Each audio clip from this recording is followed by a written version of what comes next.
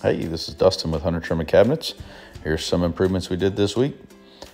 Donnie found a way to get our stabilizers to automatically populate on our material list, so we never miss those.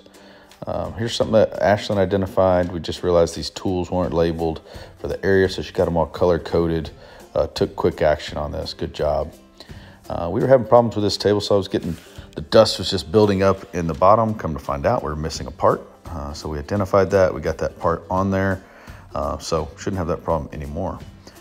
Here's a coffee maker we were having some problems with. Just wasn't working right. So Chris opened it up, kind of did some operations on it, and got everything working again. Here's an improvement from last week. We got this painted last week. Just took it a step further this week. Got everything clearly labeled just to make everything a little easier to find. We've had these water spots on our floor in our shop ever since we moved in. So we just found some acid and got a power washer, and we started cleaning this. It looks so much better. Jeremy was struggling getting his PDFs to open in Adobe and being able to edit them, so he just set his default to Drawboard to make that easier. We updated our morning meeting this week and added an extra question in there for improvements around waste. So we got that updated and posted. Here's just a cart of some extra parts and stuff that had been left over from some jobs. So we just 5S this area, got it looking better, much better. Here's our razor gauge. We've had it now for several months. We've been cutting face frames on it. So had a big win this week, and we got it cutting door parts. So all of our door parts should come out more accurately and consistent moving forward. So big win there. Here's just some old grease ports that we had on machines.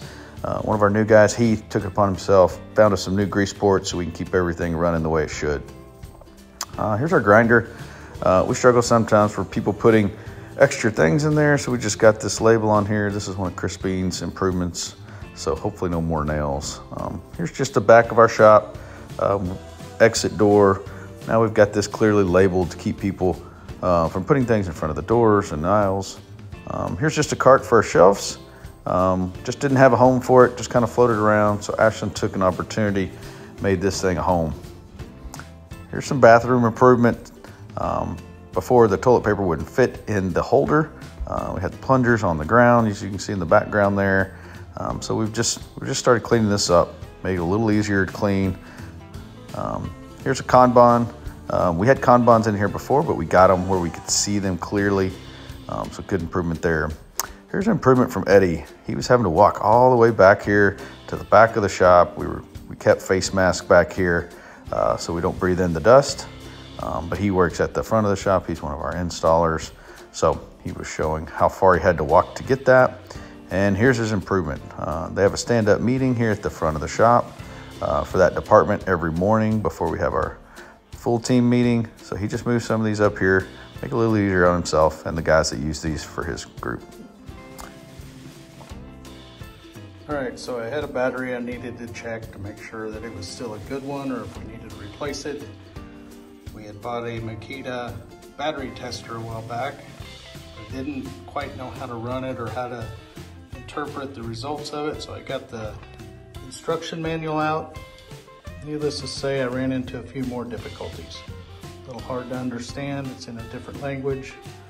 Didn't really know what to do there, so I did a little internet sleuthing and found an English version. Decided to make a SOP for it. So our new SOP for how to interpret the results of a battery test on the Makita battery tester.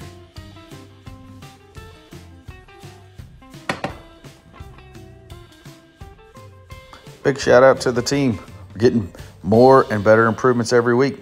Keep improving.